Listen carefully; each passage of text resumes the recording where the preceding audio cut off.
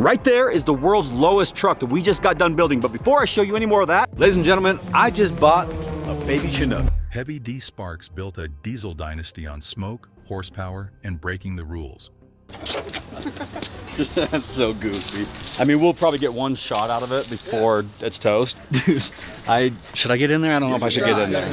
We will pull back the curtain on the government takedown that targeted him for the very thing that made him famous: building outrageous, non-compliant trucks. You might think the $850,000 fine was the final blow, but the truth is far more personal. We'll show you the stunning moment he decided to liquidate his entire kingdom and the secret reason he pivoted to a failed electric truck company. His disappearance from the limelight wasn't an ending. It was a calculated move nobody saw coming, more than a slap on the wrist. Here, you'll see some titanium blocks. Those titanium blocks are designed to throw sparks as the back end of this little truck drags on the street.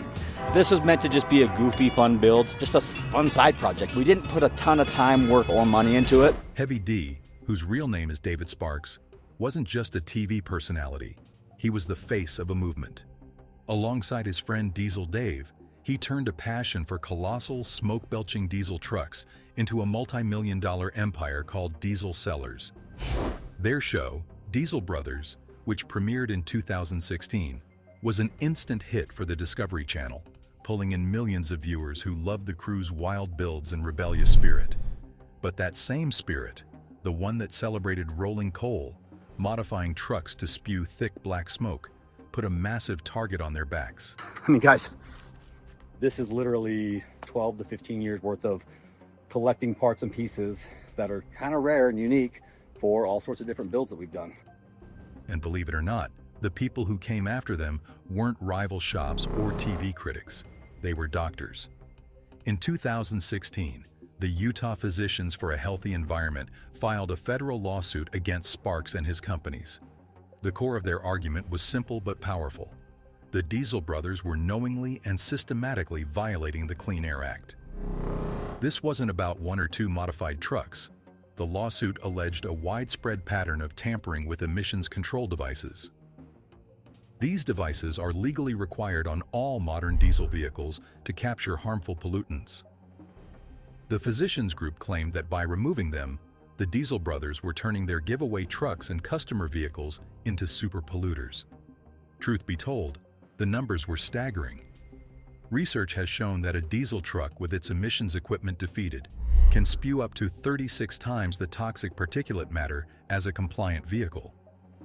The lawsuit presented evidence that DieselSellerz was not only building these non-compliant trucks, but also selling parts and kits that allowed customers across the country to do the same. They weren't just entertainers.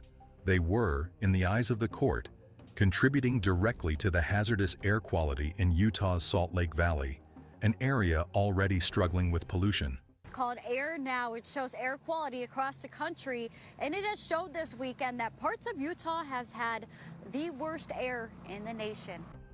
At first, the crew brushed it off. They were showmen, and this felt like just another hater trying to bring them down. But the federal government's Environmental Protection Agency, or EPA, soon joined the fray, and things got serious, fast. The legal battle dragged on for years. The Diesel brothers' defense argued that the trucks were used for entertainment and giveaways, not daily driving on public roads, but the judge didn't buy it. In 2020, a U.S. District Court judge ruled decisively against them. The judgment was brutal, a penalty of over $850,000. The court found a shocking 400 separate violations of the Clean Air Act. To top it all off, the judge issued a permanent injunction, legally barring them from ever again removing or tampering with emissions control systems. For a brand built on outlaw energy, it was a devastating blow. The fine was later reduced on appeal to around $600,000, but the damage was done. The rebel image was officially tarnished, and the king of diesel had been publicly humbled by the very government he seemed to mock. This wasn't just a fine, it was a public declaration that their entire business model was, in the eyes of the law, a problem. The fallout was immediate and far-reaching. The carefree chaos of the show began to feel different. The specter of the lawsuit hung over every build and every episode. It forced a hard pivot, not just for the show, but for Heavy D's entire identity. The man who lived and breathed diesel power was now tangled in a legal and public relations nightmare centered on pollution. But as tough as this legal defeat was, the real storm was brewing behind the scenes, and it would lead to a decision that no one, not even his most loyal fans, could have ever predicted. The cracks in the kingdom. When the dust settled from the court case, the world of the Diesel brothers was forever changed. That massive financial penalty was a gut punch for sure, but the real cost was to their brand. Heavy D, the charismatic leader who had built an empire on pushing limits, suddenly had very clear, legally enforced limits. The roll call lifestyle, once a badge of honor in certain diesel circles, was now a liability. Let's be real, the show had to evolve or risk getting pulled off the air completely. Fans started to notice the subtle but significant shifts. The talk on the show became much more careful. Mentions of deleting emissions equipment vanished overnight. The builds, while still huge and impressive, seemed to have a new unspoken set of rules. There was less focus on raw, unregulated power and more on aesthetics and over-the-top, brand-safe projects. For some viewers, this was a welcome change, a sign of maturity. But for the hardcore fans, the ones who fell in love with the raw, chaotic energy of the early days, it felt like the soul of the show had been neutered. The edge was gone, sanded down by federal regulations and public scrutiny. The thing is, this pressure wasn't just coming from the government, it was coming from within the fan base itself, which was now divided between loyalists and critics. Behind the cameras, the weight of it all was taking a toll on Heavy D. For nearly a decade, he had been living life at full throttle. He wasn't just the star of a TV show. He was the CEO of a rapidly growing business, a marketing genius, a social media influencer, and a family man. He managed dozens of employees, oversaw million-dollar builds, and was constantly creating content to feed the insatiable appetite of his online following. The pressure to be Heavy D, the loud, energetic showman, 24 hours a day, 7 days a week, was immense. The lawsuit just added another heavy layer to that burden. Interviews from that period hint at the strain. While always maintaining a positive public front, Sparks started talking more about the challenges of running such a high-profile operation. The fun-loving garage hangouts that started it all had morphed into a complex corporate machine with payrolls, legal teams, and intense public oversight. At the end of the day, the joy of just building cool stuff with your buddies was getting lost in the business of being the Diesel brothers. This slow burnout, this gradual erosion of passion, was the unseen enemy. It wasn't as dramatic as a lawsuit, but it was just as dangerous to the future of his empire. He was winning on paper, but you gotta wonder if he was losing himself in the process. This internal struggle, combined with the external legal pressures, set the stage for one of the most baffling moves in reality TV history. Heavy D was about to make a change so profound it would shake the very foundation of his diesel kingdom.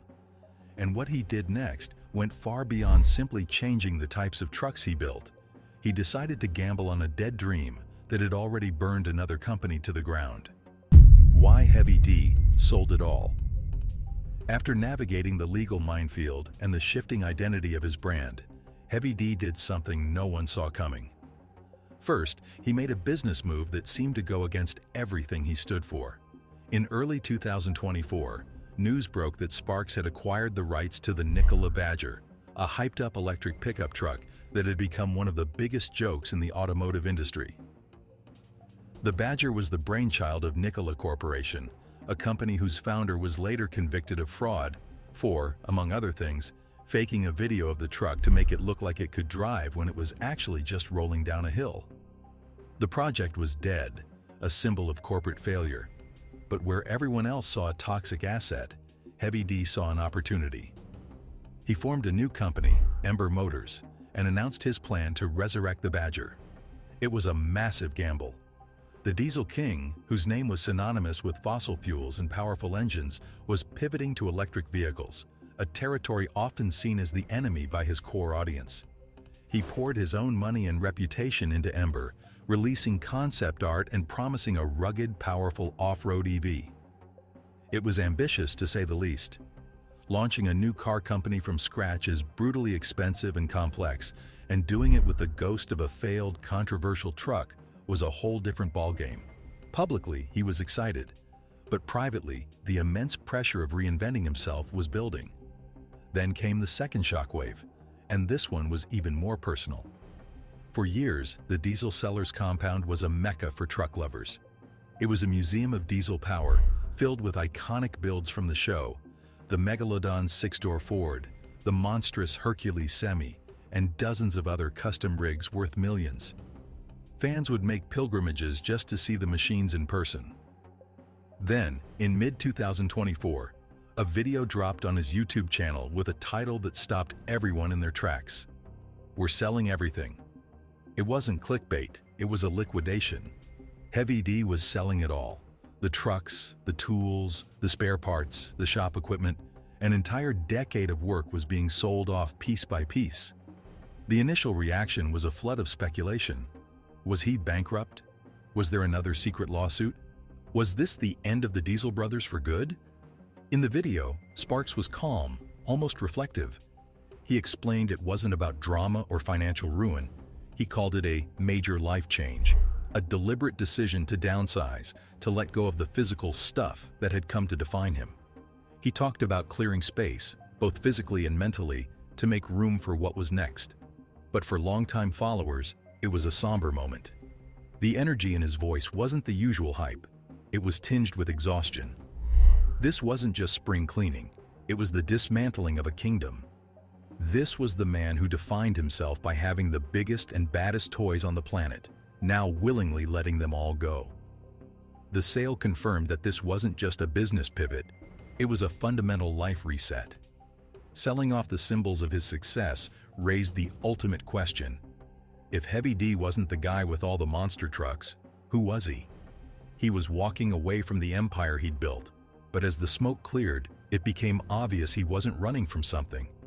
He was walking towards something new, something quieter, and perhaps more meaningful: hitting the brakes. So what's the real truth? Did Heavy D Sparks just vanish? Did he go broke? Did he quit? The answer is a lot more complicated and a lot more human than you might think. For months after the Great Garage Sale, his online presence became quieter. The loud, chaotic videos were replaced by something different. He started posting more about his family, his faith, his health, and his mindset. It was less about the brand and more about the man. He wasn't performing anymore. He was reflecting. Let's talk to you, the person watching this, for a second.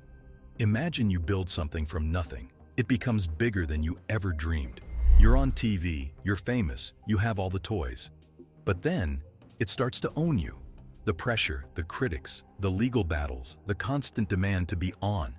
Do you just keep pushing until you break? Or do you make a change?